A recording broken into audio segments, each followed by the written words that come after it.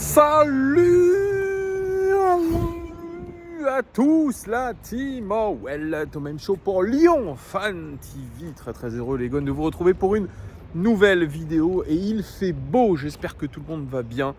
Et moi je suis content. Enfin non, je suis pas content. Mais c'est comme ça, j'ai appris que j'étais né le même jour que Enrique. Alors bien sûr que je suis content, c'est pas ça. Je suis très heureux d'être né le même jour, à savoir le 25 avril, que Enrique, notre défenseur brésilien. Mais je ne suis pas content de vieillir. Oui, j'ai 37 ans. C'est un grand âge pour ceux qui aiment bien charrier, effectivement. Donc n'hésitez pas à m'envoyer plein de cadeaux. Voilà, comme ça je ferai une petite collection de peluches et de nounours. Non, évidemment c'est une blague les amis, je n'attends rien, je ne fête jamais mes anniversaires. Mais bref, ce n'est pas le sujet de la vidéo. Le sujet de la vidéo, c'est les 5 choses que nous avons retenues de ce classico, de ce hold-up. Enfin, c'est même pas un hold-up, hein, de cette énorme déception, une de plus dans la saison de l'Olympique Lyonnais, de notre saison de supporters. Bref, donc voilà, je vais faire les 5 choses que nous avons apprises de ce match. Et la première chose que nous avons apprise de ce match, c'est que nous ne sommes toujours pas au niveau mentalement. Bah oui, voilà, ça c'est pas faute de l'avoir dit déjà à de nombreuses reprises, d'avoir envoyé des messages au président Aulas en privé en disant qu'il aurait fallu faire un audit de la gestion émotionnelle et mentale dans ce club, qu'il fallait prendre un coach mental de renom, qu'il fallait faire des stages en rapport avec ça. Mais bon, Vincent Ponceau, Bruno Chéroux, quand on l'a croisé, nous ont dit « Oh !» Franchement, les joueurs sont pas prêts à ça, ils nous prennent de haut quand on... Non mais on s'en fout, on impose tout simplement un travail mental, un préparateur mental. On doit absolument évoluer là-dessus parce que ce n'est pas possible de perdre dans les dernières secondes d'une partie, voilà, alors qu'on était revenu au score difficilement, mais on était revenu. Non, c'est pas possible de lâcher comme ça mentalement. Il y a un énorme travail à faire et je veux pas qu'on parle uniquement de jeunesse parce que oui, il y a de la jeunesse dans cette équipe, mais il y a aussi des éléments d'expérience et d'envergure. Donc on ne peut pas remettre que la faute sur l'inexpérience des jeunes, sur ce déficit mental de ces jeunes-là. Non, c'est un problème mental, c'est un problème de concentration. Ça a été dit par Alex Lacazette en interview sur Téléfoot. Ça a été dit aussi par notre coach. Il y a un défaut de concentration, mais ça... Les coachs passent, les saisons passent et c'est toujours la même chose. Donc je suis un petit peu d'accord avec John Textor. On serait fou de continuer à faire les mêmes choses et en pensant que cela va évoluer. Ça n'évoluera pas. Il faut prendre donc des mesures urgentes parce que les points perdus comme ça, on en a perdu beaucoup cette saison. Et on a perdu notamment cette demi-finale de Coupe de France contre le FC Nantes qui était à l'époque 14 points derrière nous, qui est aujourd'hui à la lutte pour ne pas descendre. Donc on peut être encore plus dégoûté. Et ça, on va pas dire c'est un problème physique, on manque d'impact dans les duels. Oh peut-être, mais c'est avant tout un problème de mentalité, de niaque, de mental. Et sincèrement, il y a vraiment de grosses choses à faire. Et il y a surtout des chantiers à ouvrir, hein, en tout cas dans cette gestion émotionnelle. Nous n'y sommes pas. Et on ne pourra jamais rien faire au plus haut niveau et retrouver des ambitions dignes de ce nom si nous n'arrivons pas à régler ce problème. C'est important parce que voilà, on était quand même dans une ambiance incroyable, une match de fou quand même, c'est vrai, avec un hommage à Paul Bocuse, avec un stade plein qui a poussé l'équipe jusqu'au bout. Et malheureusement, qui s'est mal terminé. Qui s'est mal terminé non seulement sur le terrain, mais dans les tribunes et aux abords du stade d'ailleurs, avec des faits mais vraiment innommables. Et je ne vais pas cibler un tel groupe ou tel groupe, parce qu'on n'est pas là pour ça.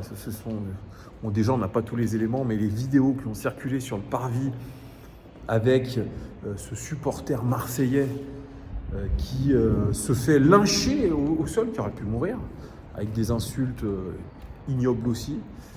Bon, c'est voilà, des scènes de sauvages. Alors bien sûr, vous allez me dire, c'est pas très intelligent de mettre un maillot de Marseille au milieu de je ne sais combien de Lyonnais énervés, peut-être alcoolisés, mais rien ne justifie ce déchaînement de haine qui nous fait passer pour des guignols, aussi en tant que supporters, parce que derrière, eh bien, vous avez tous les mots qui nous collent à la peau, les images, clichés qui aujourd'hui, avec ces tristes images ne font que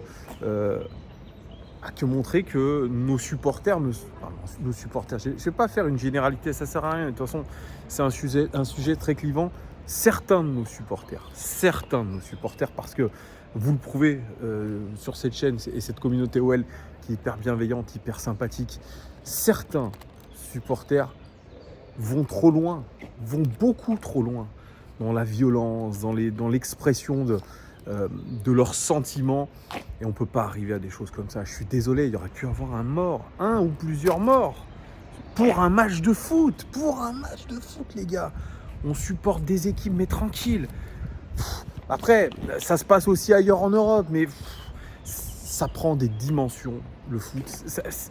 Il y a du hooliganisme, il y en a toujours eu, mais je ne comprends pas pourquoi on est le seul sport où ça déchaîne autant les foules. Faudra m'expliquer. Bref, je ne vais pas m'étendre plus que ça sur le sujet, parce que moi je trouve que, en tout cas, voilà, ça montre qu'on a aussi du progrès à faire là-dessus. Deuxième chose que nous avons apprise de ce match, c'est que Laurent Blanc a perdu le duel avec Tudor, et surtout, il montre une nouvelle fois, Laurent Blanc, des failles tactiques assez énormes. Oui, il a perdu son duel, Laurent Blanc. Il voulait faire son espèce de 4-3-3 hybride avec Diomandé à droite, et on en parlera après. On a vu un Barcola qui a carrément joué le rôle de piston et d'être finalement très très loin des buts adverses, alors qu'à chaque fois qu'il s'est inséré dans la surface de réparation, il était dangereux.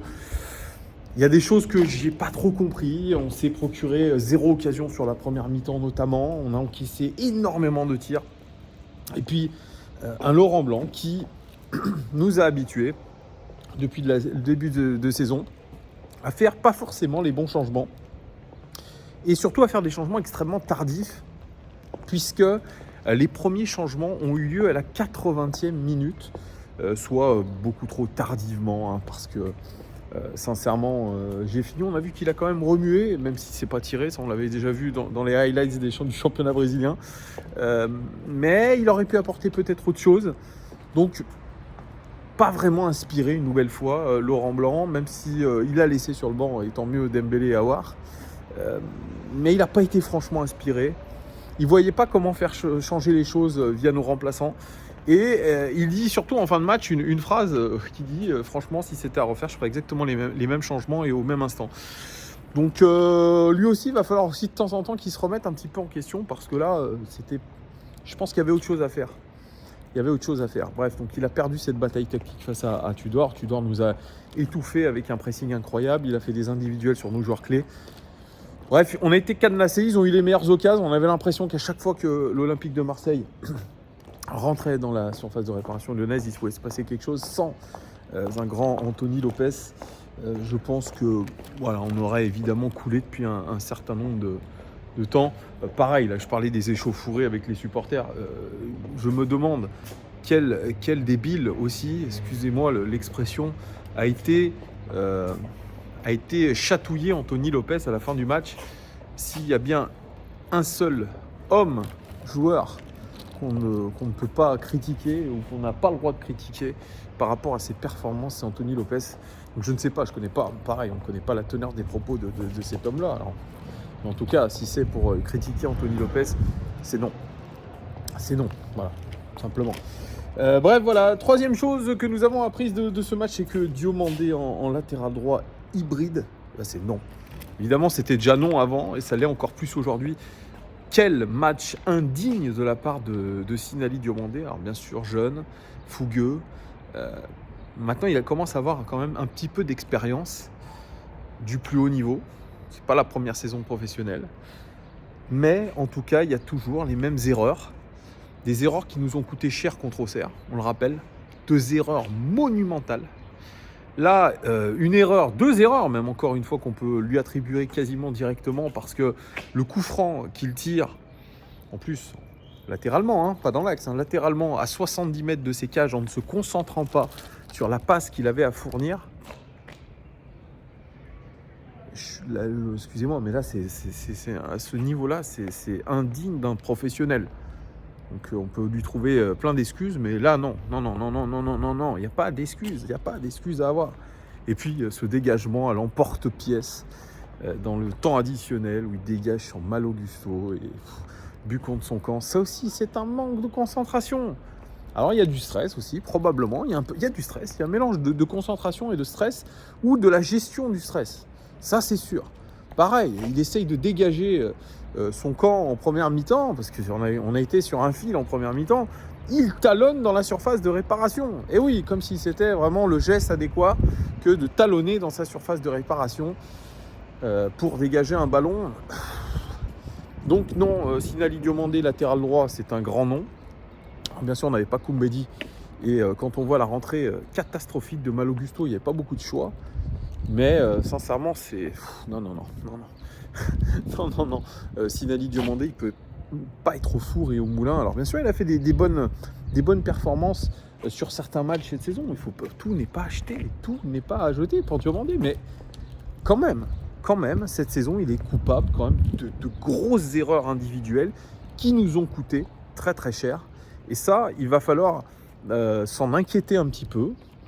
Parce qu'un garçon qui a fait le choix de rester à Lyon pour s'imposer, je pense qu'il a de la bonne volonté. C'est un bon mec, Diomandé. Mais là, il va falloir progresser un petit peu plus significativement. Et on verra ce qui va se passer pour lui en fin de saison. Mais il y a une grosse marge de progression. Et surtout, il y a des erreurs qui se répètent et qui ne sont toujours pas assimilées. Quatrième chose que nous avons apprise de ce match, c'est que non seulement Alexandre Lacazette est indispensable, mais Anthony Lopez est indispensable aussi. Lacazette, cette année, c'est stratosphérique. 20 buts en championnat, le but qu'il met, il est exceptionnel. Alors la passe, je le répète, elle est exceptionnelle de la part de Tolisso. Pour moi, elle sauve son match, je maintiens mes propos, elle sauve son match, clairement. La passe qu'il fait, le centre qu'il fait est un centre exceptionnel. Il l'a fait tourner comme il faut, il l'a fait rebondir juste avant. C'était voulu. Et Alex Lacazette, renard des surfaces, il va te chercher le ballon dans une autre dimension. Il arrive à te le projeter dans les cages. Il est stratosphérique cette saison. Sans lui, on n'est personne. Plus de 50% de nos buts viennent de Alexandre Lacazette, ce qui est d'ailleurs inquiétant. Sans lui, on n'est personne. Mais voilà, il est indispensable. Et puis Anthony Lopez, gardien de très très haut niveau, moi aussi je me répète, peut-être l'un des meilleurs gardiens d'Europe. Je suis très clair avec vous, meilleur gardien d'Europe. Dans le top 3.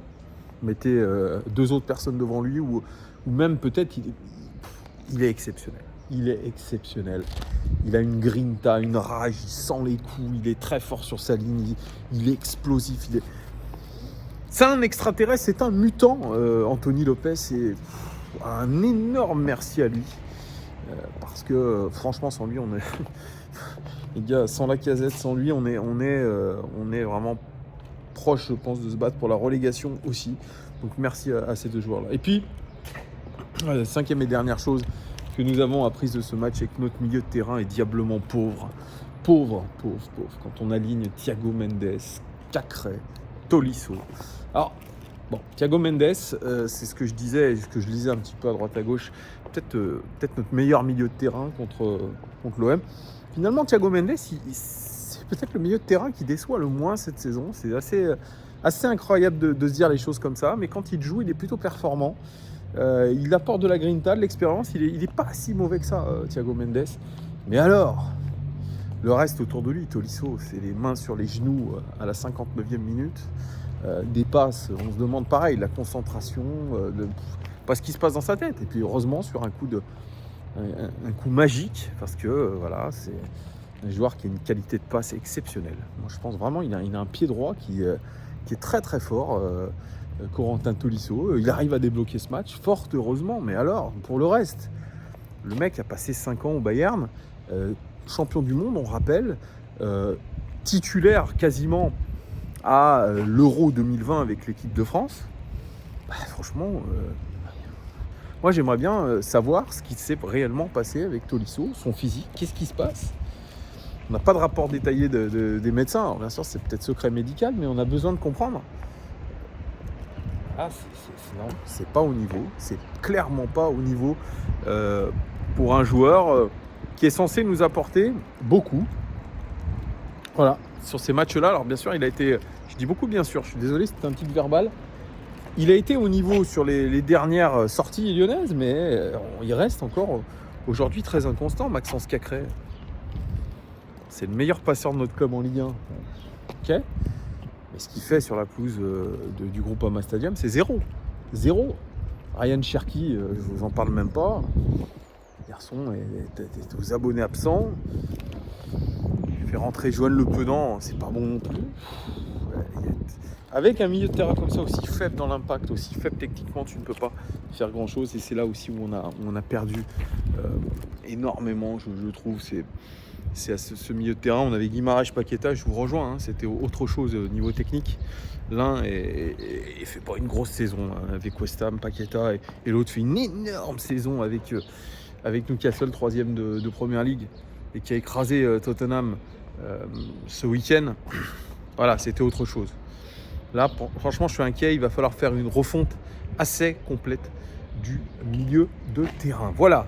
Les gars, n'hésitez pas à réagir à cette vidéo. Dites-moi si vous êtes d'accord avec moi sur tous les sujets que j'ai abordés. Je vous souhaite bien une bonne semaine. Et puis, on se retrouve très très vite. Il y aura un édito d'Antoine, il me semble. Et puis, s'il y a d'autres actualités, John Textor, etc., on sera là pour les commenter. Allez, ciao!